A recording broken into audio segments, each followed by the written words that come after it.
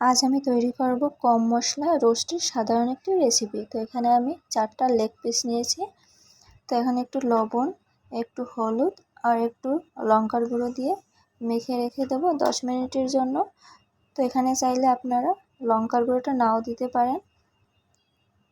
এরপরে যে আমি মশলাগুলো নিয়েছি এখানে দারচিনি, এলাচ, জিরা, জয়িত্রী, স্টার মশলা, গোলমরিচ আর একটু জয়ফল। তো এগুলোকে একটু হালকা গরম করে আমি পেস্ট করে নেব। আর এখানে আমি এই যে লেগ পিসগুলোকে ভেজে নেব হালকা করে। তো এবারে আমি মশলাটা তৈরি করে নেব। তো এখানে আমি 2 চামচ টক দই দিয়ে দিলাম। রোস্টের যে মশলাগুলো সেগুলো আমি এখন একটা পেস্ট আর কি তৈরি করে নেব। এখানে 2 চামচ পেঁয়াজ পেস্ট দিয়ে দিলাম। আর এখানে দিয়ে দিলাম এই যে বাদামের পেস্ট, কাজু বাদাম পেস্ট 2 চামচ, রসুন দিয়ে দিলাম 1.5 চামচ আর আদা পেস্ট 1 চামচ। তো এরপরে যে আমি মশলাটা করে রেখেছিলাম রোস্টের যে মশলাটা ওটা দিয়ে দিলাম আমি 1 চামচ। এখানে বেশি এই মশলাটা দেওয়া যাবে না, এটা খুবই পাওয়ারফুল। তো পরিমাণ মতো হলুদ আর দিয়ে দেবো লঙ্কার গুঁড়ো। তো এই লঙ্কার গুঁড়োটা মিষ্টি লঙ্কার গুঁড়ো, কাশ্মীরি গুঁড়ো লঙ্কা যেটা ওইটাই, ঝাল কম। তো এখানে দিয়ে দিলাম 1/2 চামচ ধনিয়া গুঁড়ো, পরিমাণ মতো লবণ। এরপরে আমি জল দিয়ে একটি লিকুইড মিশ্রণ তৈরি করে নেব। তো আর একটু আমি জল দিয়ে দিব।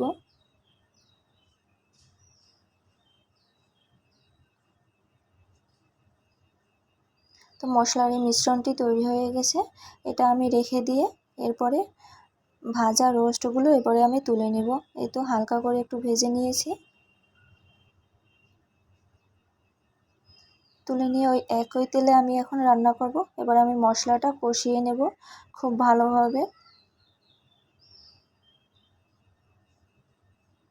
মশলা থেকে তেল ছাড়া অবধি আমি কিন্তু মশলাটা কষিয়ে নেব।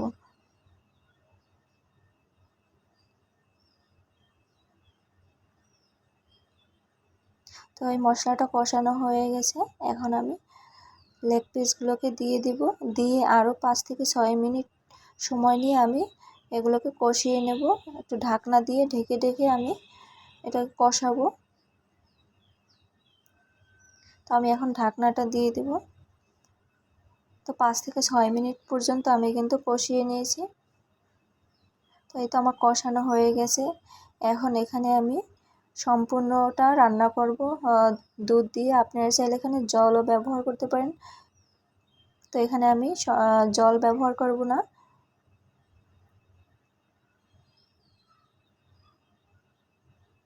তো এখানে জলের পরিবর্তে এবারে আমি লিকুইড দুধটা দিয়ে দিব। তো যতটুকু জলের প্রয়োজন হয় এই যে আমি দিয়ে দিলাম।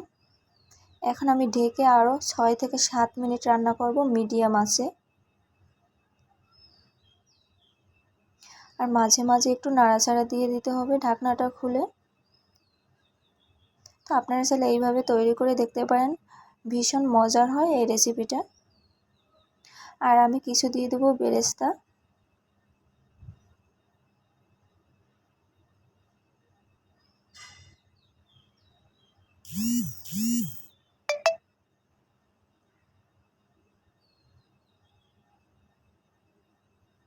তো এই আমার রান্নাটা কিন্তু কমপ্লিট হয়ে গেছে। এই তো এখন একটু আমি এই যে গরম মশলা দেব। গরম মশলা আর একটু চিনি দিয়ে আমি নামিয়ে নেব। তো আপনারা চিনির পরিবর্তে কিশমিশও দিতে পারেন।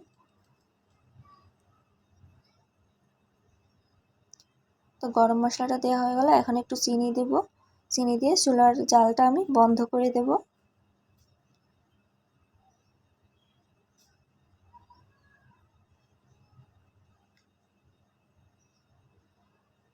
তো হয়ে গেছে আমার রান্নাটা, এখন আমি নামিয়ে নেব। তো আপনাদের এই রেসিপিটি কেমন লাগলো অবশ্যই কিন্তু কমেন্ট করে জানাতে ভুলবেন না। যদি ভালো লেগে থাকে তাহলে লাইক, কমেন্ট, শেয়ার করে পাশে থাকার অনুরোধ থাকবে।